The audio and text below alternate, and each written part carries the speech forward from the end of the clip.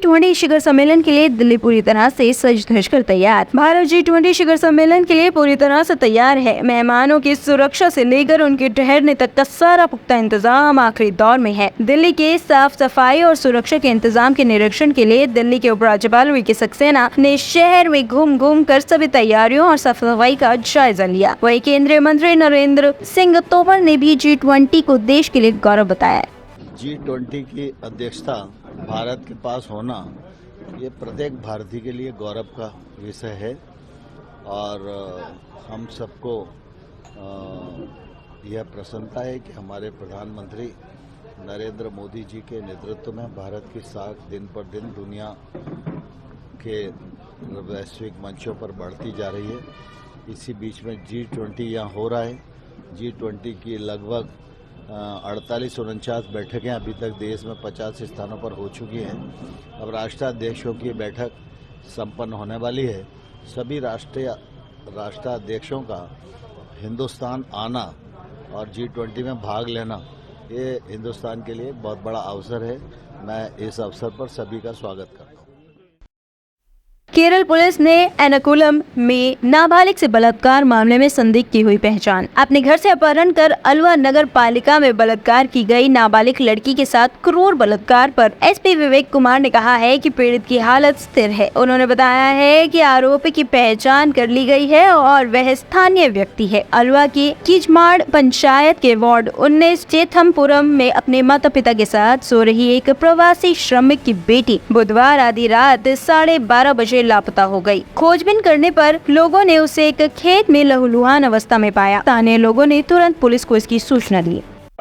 Witness Sukumaran had seen the victim coming along with one suspect, and he alerted the police, and then the police came to the spot.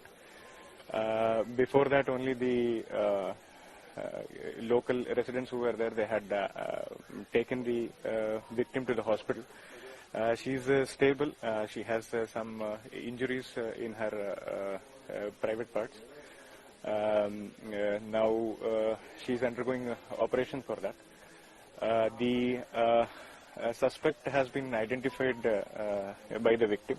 We are looking for the suspect as soon as possible. The goal is to arrest the accused and carry on the investigation. Have you got any leads regarding the suspect? Yes, we have gotten leads. We are following that up, and search is ongoing in this regard. Is he a Malayali or? So far, in our knowledge, he is a local only, and he is not from other states. Yeah. From the nearby area? Yeah, from the state only. From So Kerala only. the suspect? We have identified him. We have to confirm the identity after arresting him, and then confirming the identities from different areas only we will be able to pinpoint where he is from. The witness identified? The witness has identified, and the victim has also told that this is the guy. And the girl is rightly? Now, stable? currently, she is stable. The investigation is ongoing. We will try to arrest the accused as soon as possible.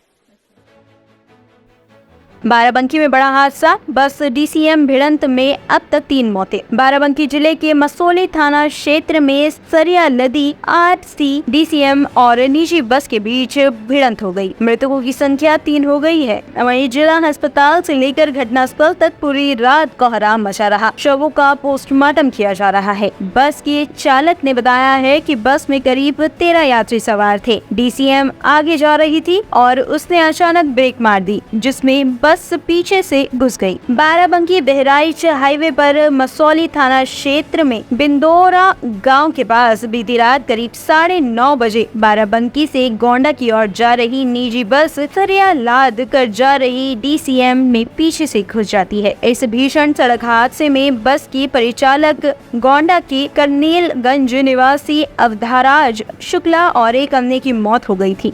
करीब 9:30 बजे लखनऊ से गोंडा जाने वाली एक private bus का आगे जा रही सरिया नदी में ट्रक से एक्सीडेंट हो गया, जिसमें 7 लोग घायल हो गए। 2 लोग की जान मौके पे ही चली गई थी, लेकिन उसमें से जो अन्य 5 लोग हैं उनका ट्रीटमेंट हो रहा है। 1 लोगों को लखनऊ रिफर किया गया है। 4 लोग बड़ा गांव जो मसौली थाना क्षेत्र में है वहां पे हैं, वो लोग ठीक हैं। शेष उपचार चल रहा है। घर वालों की जानकारी करके उनको बताया जा रहा है। लगभग परिवारजन आ रहे हैं। शांति व्यवस्था मौके पे है, ट्रीटमेंट चल रहा है।